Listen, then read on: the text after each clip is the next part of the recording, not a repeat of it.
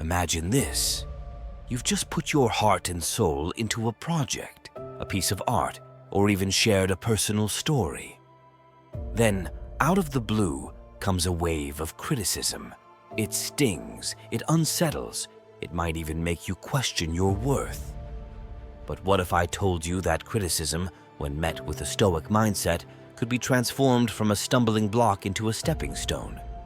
How we handle this criticism can be the difference between turmoil and tranquility. In the Stoics' world, criticism is not a foe, but a teacher, not a dagger, but a chisel, shaping us into our best selves. Today, we unveil 8 Stoic techniques to handle criticism with grace and remain unaffected. Whether it's at work, in relationships, or the echo chambers of social media, these strategies will arm you with the wisdom to stand strong, learn, and grow. And remember, the 8th point might just be the most pivotal of them all, so make sure you stick around until the end.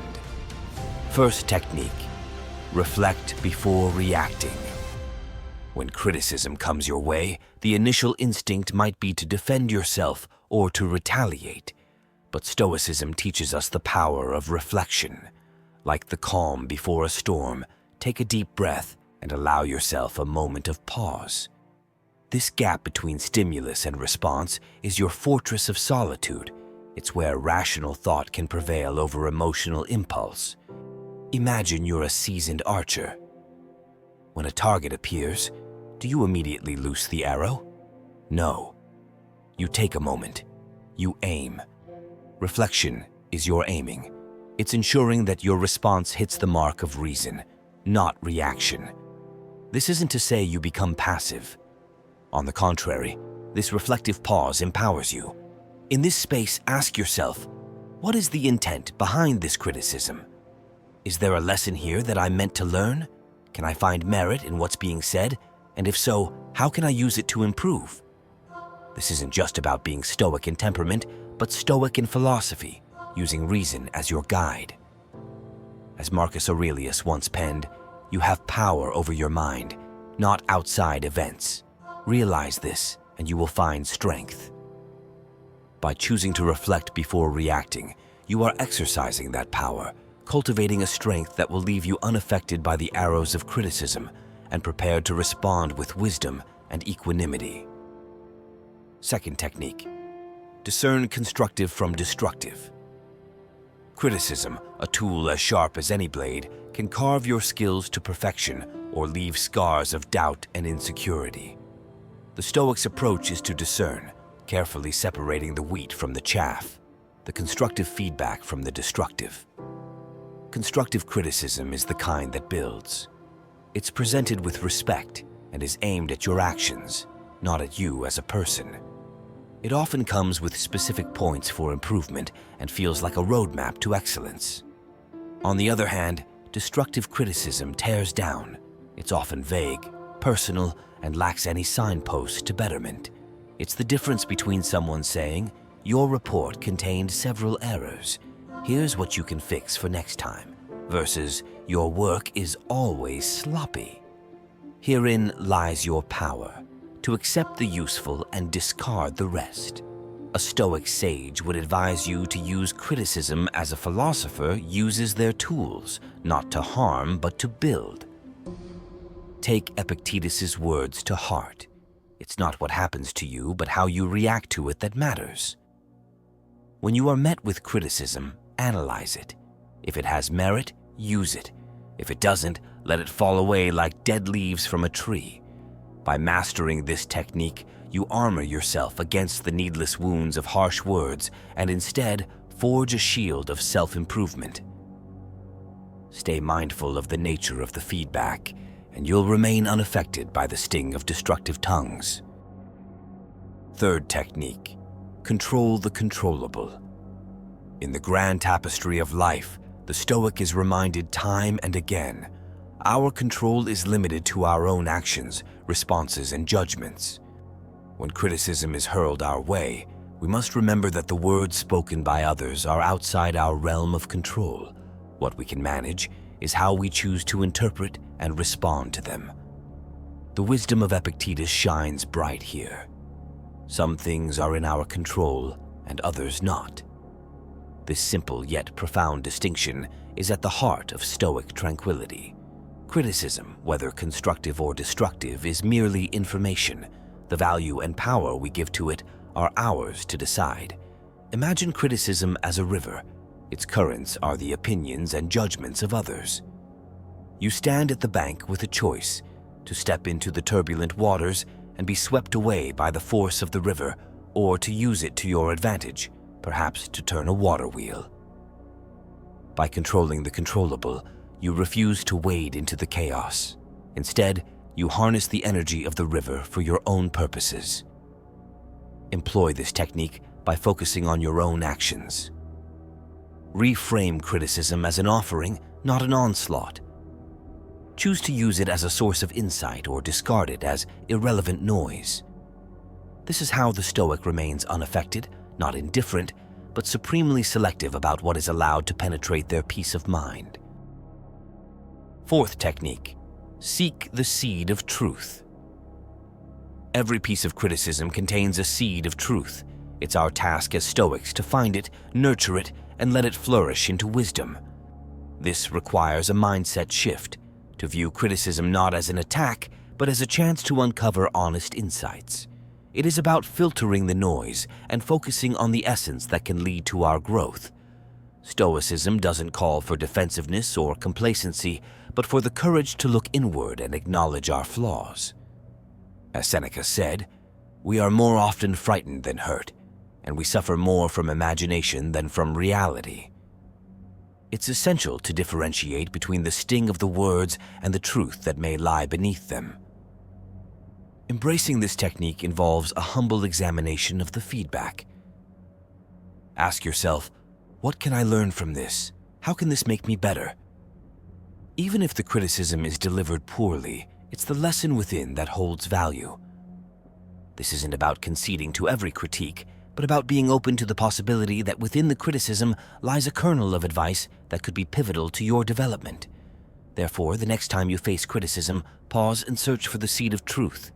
Water it with reflection and let it grow into improvement. In doing so, you will find that criticism loses its sting and becomes a tool in your arsenal for personal and professional enhancement. Fifth technique: maintain perspective. Maintaining perspective is about seeing criticism within the grander scheme of your life's journey. It's vital to recognize that any critique is merely a single frame in the epic film of your existence. As a Stoic, you understand that you are the director of this film, and while you may take notes from your critics, you do not let them hold the camera. It's essential to step back and consider, will this criticism matter in a week, a year, or a decade? Often we magnify the significance of negative feedback, allowing it to overshadow our accomplishments and self-worth. Marcus Aurelius reminds us to look at things objectively. Everything we hear is an opinion, not a fact. Everything we see is a perspective, not the truth. When criticism comes your way, widen your lens. Remember your achievements, your values, and your goals. Ask yourself if this criticism aligns with your path or if it's a mere distraction. This helps you to remain steady and unaffected, knowing that your self-worth isn't tied to the fluctuating opinions of others. By maintaining perspective, you ensure that criticism adds to your narrative constructively rather than destructively. Let it be a sentence, not a chapter, in the story of your growth. This way you stay centered, your confidence intact, and your vision clear. Sixth technique: embrace it as an opportunity. To the Stoic, every instance of criticism presents a golden opportunity for self-improvement. It's an invitation to fortify your virtues and to practice the art of indifference towards what doesn't truly define you. Embracing criticism as an opportunity means to willingly extract the benefits from what could easily be perceived as a negative experience.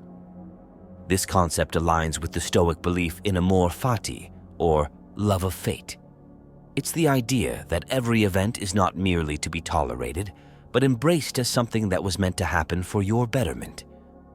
As Marcus Aurelius advises, the impediment to action advances action. What stands in the way becomes the way. When criticism stands in your way, you can use it to pave your path forward.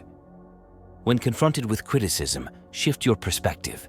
See it as a chance to test your resilience, to clarify your ideas, or to strengthen your character. Ask yourself, how can this make me stronger? What aspect of my work or character is being called to improve?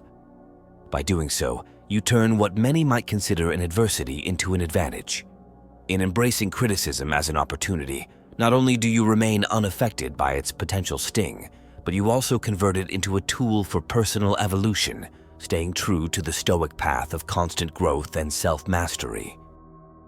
7th technique, respond, don't react. The Stoics' power lies in their response, not their reaction. While the reaction is often impulsive, immediate, and emotional, a response is considered thoughtful and rational. In the face of criticism, it's crucial to cultivate the latter. This discipline ensures that you're acting in alignment with your values and principles, not out of a reflexive impulse. Responding instead of reacting requires you to engage with criticism on your terms. It's about taking that essential pause, which was our very first technique, to reflect, and then choosing words and actions that align with your best self. It's the difference between a sharp retort that escalates a situation and a measured reply that acknowledges the feedback and communicates your standpoint clearly and respectfully. Remember, as a Stoic, you strive to embody the virtues of wisdom and temperance. These virtues are your guiding stars when navigating the waters of criticism. Epictetus once again offers guidance. Don't explain your philosophy, embody it.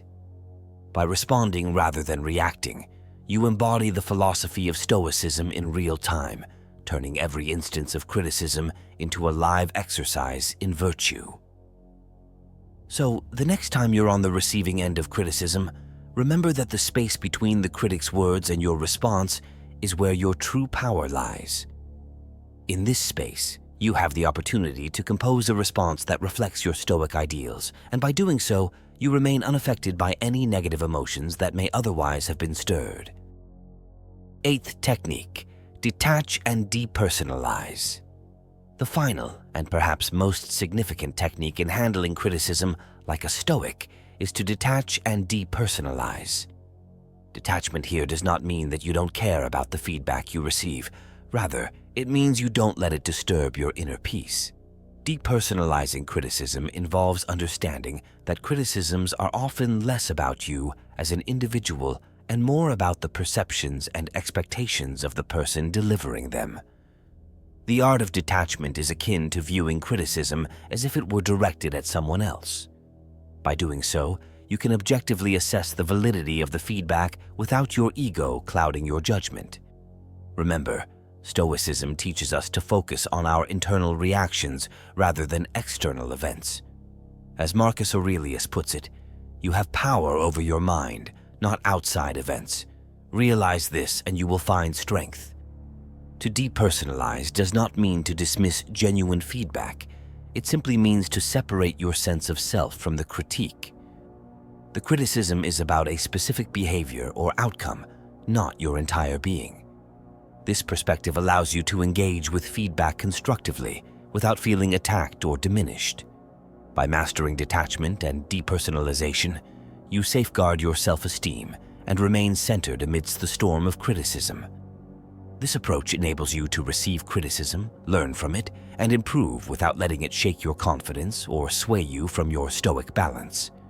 Remember, it's not the words thrown at you, but what you build with them that defines your character. Remember, criticism, when met with a Stoic mindset, is no longer a threat but a teacher. Each technique we've discussed is a step towards not just handling criticism, but thriving because of it. And as you continue to apply these techniques, you'll find your confidence unshaken and your capacity for personal and professional growth expanding. Now, I encourage you to share your experiences with criticism in the comments below. Have these techniques worked for you? Is there one that you find particularly challenging or especially effective? Let's continue the conversation and support each other in our Stoic journeys. And if you haven't already, make sure to subscribe to stay updated on future videos where we dive deeper into the Stoic way of life. Thank you for watching, and remember, the true mark of growth is not how you stand in comfort, but how you stand tall in the face of adversity.